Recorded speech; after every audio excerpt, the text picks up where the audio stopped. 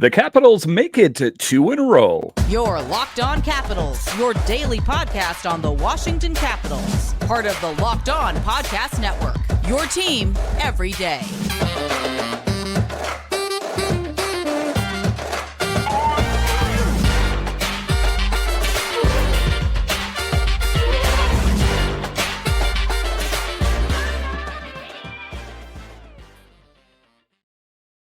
Well, hello and welcome into this edition of Locked On Capitals. I'm so glad you decided to join me today. As always, this podcast is free and available on all the major platforms, including the SiriusXM app and on YouTube. And I want to thank you for making this your first listen each and every day. My name is Dan Holme. You can find me on Twitter. It's at DanCaps218. You can find the show on Twitter. It's at Locked On Caps. And the best way that you can help grow the show is to subscribe to Locked On Capitals and comment anything down below. The Capitals season has started, and I would love to talk Capitals hockey with you one-on-one, and we can do that on subtext. Just check the show description for more details. Today's episode is brought to you by Sleeper. Download the Sleeper app and use promo code LOCKEDONNHL to get up to a $100 match on your first deposit. Terms and conditions apply. See Sleeper's terms of use for more details. So in this edition of Locked On Capitals, the Capitals win 2 in a row. Can you believe it? How about a complete about face for this team that struggled mightily to start the season, strings together 2 wins in a row. I'm not going to etch the name on the side of the Stanley Cup for this team yet, but it is a positive step forward. We'll talk about that in the show.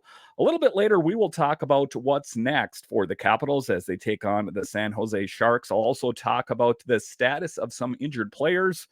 A little bit later, we will talk about the Capitals' special teams strengths.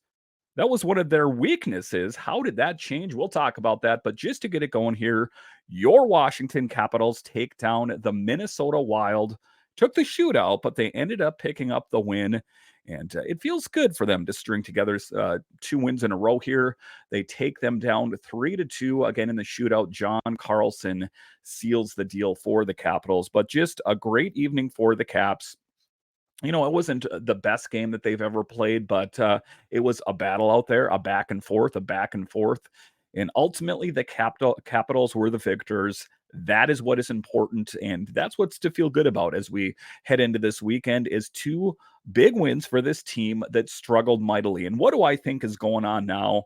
I've spoke about this, and if you're an everydayer of the show, you know what I'm talking about, is it took a while for Spencer Carberry's words to resonate with the team. I think that there was still just some old junk stuck in their head from the Peter Laviolette era that they were trained on how to play a certain style of hockey for such a long time that for this style of hockey that they're playing right now to become second nature, I think it takes a while. And I think that we're finally starting to see this sink in and it's becoming like second nature for this team, but just a really positive step. You know, there was a lot of people talking about what's going to happen to this team. They keep losing games. They can't win a game, or they'd have a lead and they'd give it up and then they'd lose the game. So just a positive step for this team going forward. And that was one of the things I spoke about is that positive snowball that builds. You win a game, all of a sudden you develop some swagger and you win another game. And, you know, as the Capitals take on the Sharks on Sunday, you better believe that there's going to even be more swagger going on there. And you even saw that with individual players like Anthony Mantha, for example. He talked about it in an interview when they asked him, do you feel like you have more confidence after having a great evening? He says, well, of course I do. So, you know, positive things helps boost your confidence. I know I'm not saying anything too novel there, but just a great thing, and winning breeds more winning. And that is ultimately the case of what happened tonight. Tom Wilson got things going with a shorthanded goal in the middle part of the first period. The first goal of the season, an 8th career shorthanded goal, as well as the team's first since April 6th, his first shorthanded goal since April 6th. So Tom Wilson getting it going here, leading by example. I do believe he will be the future captain of this team as he has a lot of leadership qualities and He really put those on display. It wasn't just him scoring a goal, but it was also him getting mixed up and ready to defend his teammates. That is one of the things that has really endeared him to Capitals fans, and why we were so happy and elated when we found out he signed a new deal and is going to be with the Capitals in the long term. I think that's what you need nowadays to get wins. Wilson said special teams are such a huge part of everything. So there are big moments in the game, and we've kind of had to do a better job controlling those moments and tilting them our way. And tonight, we did that and we get the win. It's just a good recipe for success, and that is true. Is just playing the game the right way, and having your special teams, the penalty kill and the power play dialed in. That is going to be a team that is going to succeed. And why did the Capitals not succeed to start the season? Is because their special teams were lackluster, suffices to say. So to see that, going in the right direction, I think that is ultimately what is breeding this success for the Caps. Dylan Strome, he continues to dominate as he scores another goal, his fifth of the season, with a sweet pass from Ovechkin Friday night versus the Wild. Just a really great thing to see Dylan Strome being by far the standout star of offensively for this team right now. We knew he was going to be great when the Capitals acquired him. I don't think anyone really knew he was going to be this good. But ultimately, the Blackhawks' loss is the Capitals' gain, and I am really happy to have him on the team. John Carlson as well. He finds the back of the net in the shootout. It's nice to string some wins together and get some momentum. Carlson said, "We did a lot of good things tonight." And one of those things was John Carlson finding the back of the net. And John Carlson, a defenseman, a good defenseman that has an offensive flair, finding the back of the net. As we watch the shootout, I think that a lot of people thought that, well, Kuzi's going to find the back of the net. He's going to score a goal.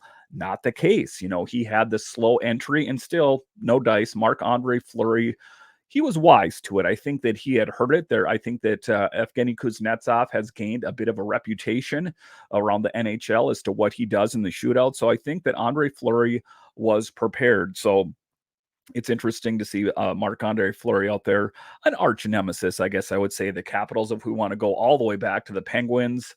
Then, of course, the Stanley Cup with the Vegas Golden Knights, and now the Minnesota Wild. I do think that he is probably on the back nine of his career in the NHL, but still a real viable option in net in the NHL, as you see that he played very well, all things considered, for the Minnesota Wild, but no match for Darcy Kuemper, and I don't want to sound like a broken record here, but he saves the Caps night in and night out.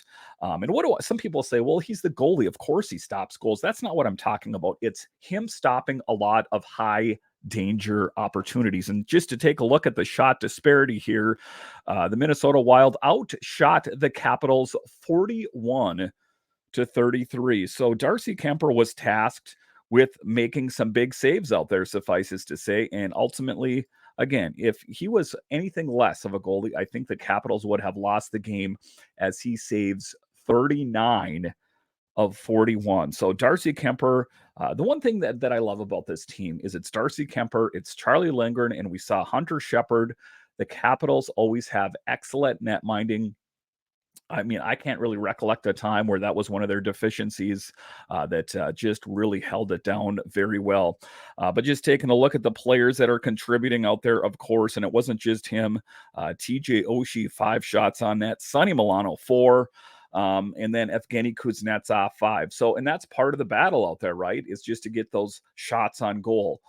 Ultimately, it would be the best if those would be high danger shots or great shots on goal. But if you get enough shots on net, and Alan May talks about it all the time, you get enough shots on net, eventually they will find the back of the net.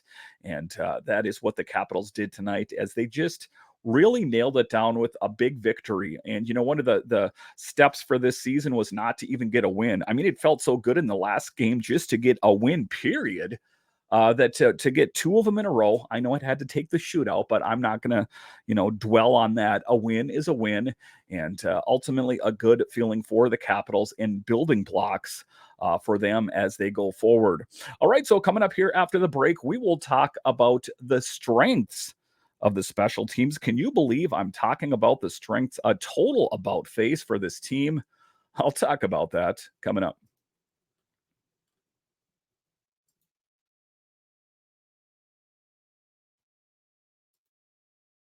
As a business owner, you realize there are times when receivables might fall behind, but that doesn't mean you need to fall behind on the vendor payments, payroll, or rent. For more than 25 years, Parkview Advance has helped businesses secure working capital from 5,000 to 1.5 million. Parkview Advance can approve your working capital in as little as 24 hours. It's tough times here. You need friends like Parkview Advance. It's a much easier process than you might imagine. We invite the many entrepreneurs that are on Locked On NHL Fans to learn more by calling us at 203-675-0071 or go to parkviewadvance.com. If your business needs working capital, call Parkview Advance today. Parkview Advance, helping businesses with their working capital. Go to parkviewadvanced.com.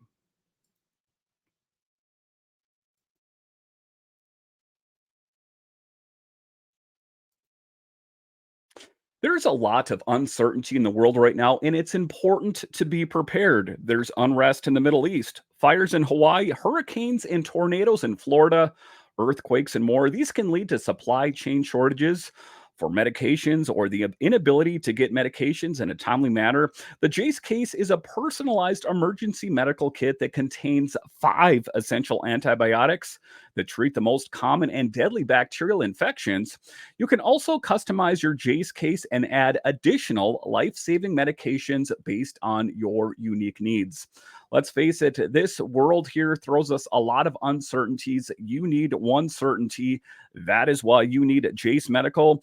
Jace Medical now offers customizable for your Jace case with dozens of add on medications. Choose the medications that best fit your family's needs.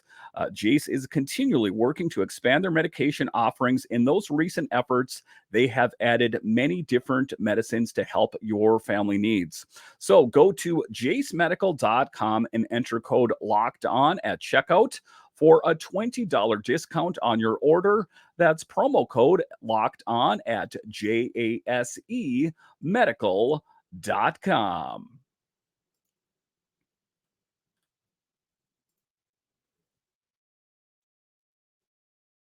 All right, welcome back into this edition of Locked On Capitals, part of the Locked On Podcast Network, your team every day.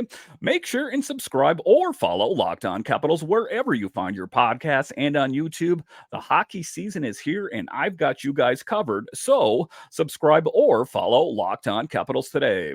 All right, in this next segment here, we are going to talk about the strengths of the special teams for the Capitals. Can you believe I'm talking about the strengths of the special teams for the Caps? I mean, if I would have told you that, let's say last week, I think you would have laughed at me saying the special team suck, the PK sucks, the PP sucks. There's a lot of sucking going on. Not the case right now, as it has been one of their strengths and their saving graces, and subsequently why they have won 2 in a row. And again, it's small victories. I'm sure that there's other teams out there that, are sitting on top of their division laughing at, listen to this guy. He's happy about 2 wins in a row. Hey, the bar's a little bit low, but it's going to get higher and higher as the season goes on. I have high goals for this team.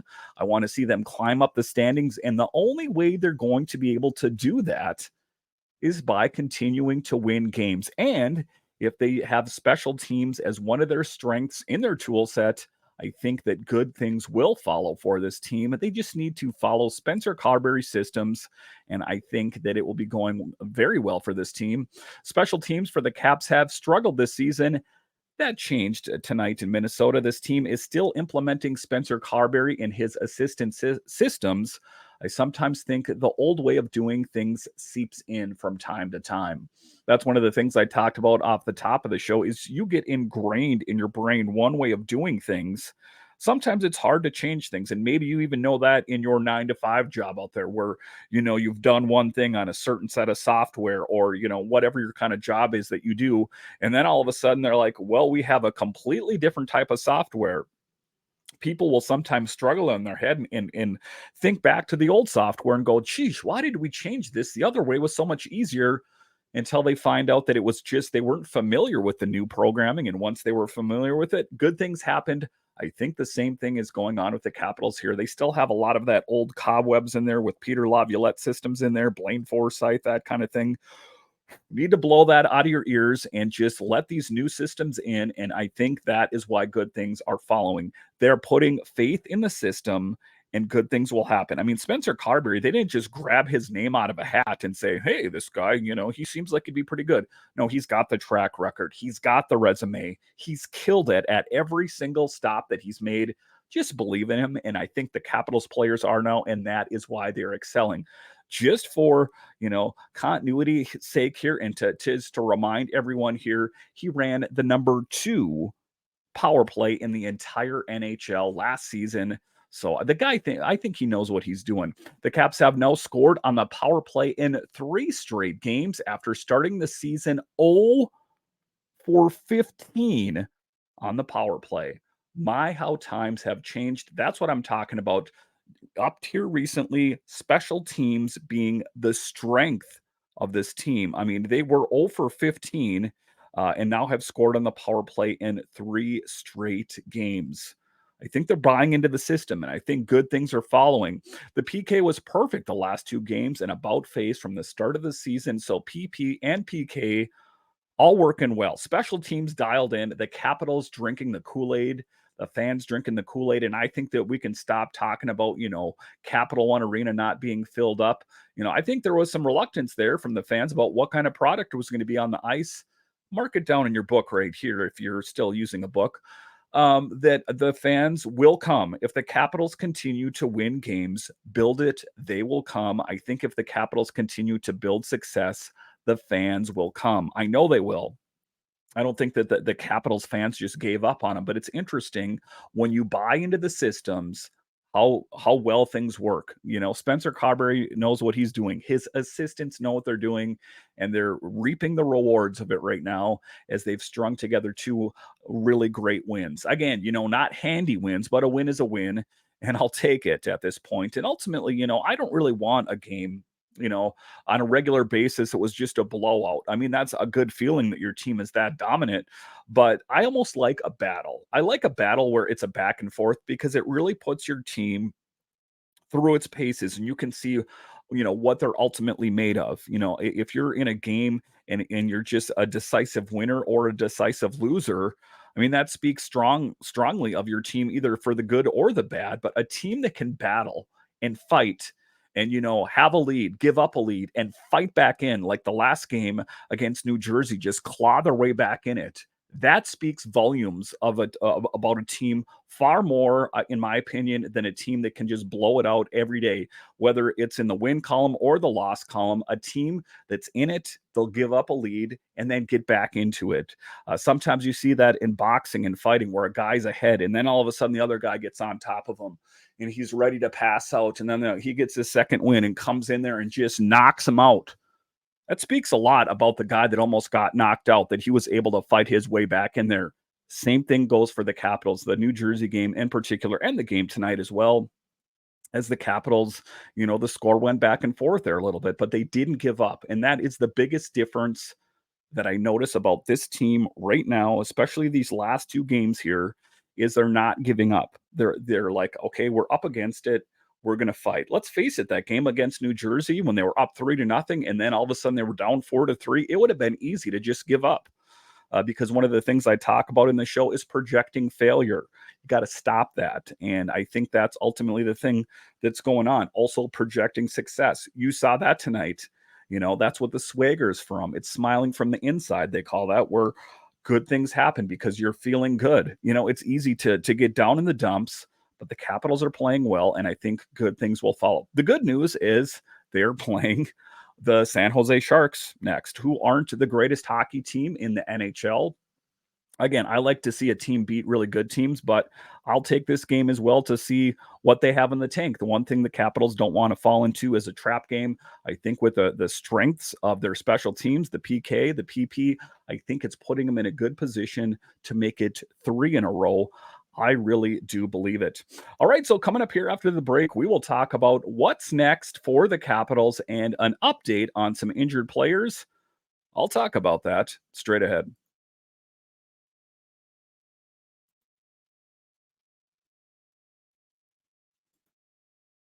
A new NHL season brings all sorts of possibilities. Alex Ovechkin could score 50 goals. The Capitals could hoist the Stanley Cup, and you could win big by playing daily fantasy hockey on Sleeper, the official daily fantasy app for the Locked On NHL Network. Sleeper is our number one choice for daily fantasy sports and especially daily fantasy hockey because with Sleeper, you can win 100 times your cash in daily fantasy hockey contests. That is what I'm talking about here. Sometimes when you watch these games, you're kind of in of it, you're kind of out of it. And sometimes you're not even watching a Capitals game. How about you had a little bit of money on it? How about if you were playing fantasy hockey with Sleeper, all of a sudden the game would be that much more exciting. To win 100 times bet on Sleeper, you need to correctly predict the outcome of 8 player stats. You heard me, Capitals fans. You can win 100 times your money playing daily fantasy hockey with Sleeper. So start paying attention and nail your picks so you can start winning big. Use promo code Locked On NHL and you'll get up to a $100 match on your first deposit. Terms and conditions apply. That's Locked On NHL. See Sleeper's terms of use for details and location availability.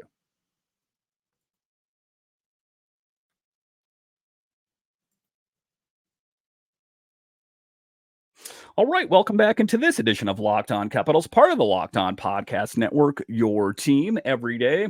So, what's next for the Capitals? Well, what's next is the San Jose Sharks as the Caps take on the Sharks. Again, making it 3 in a row.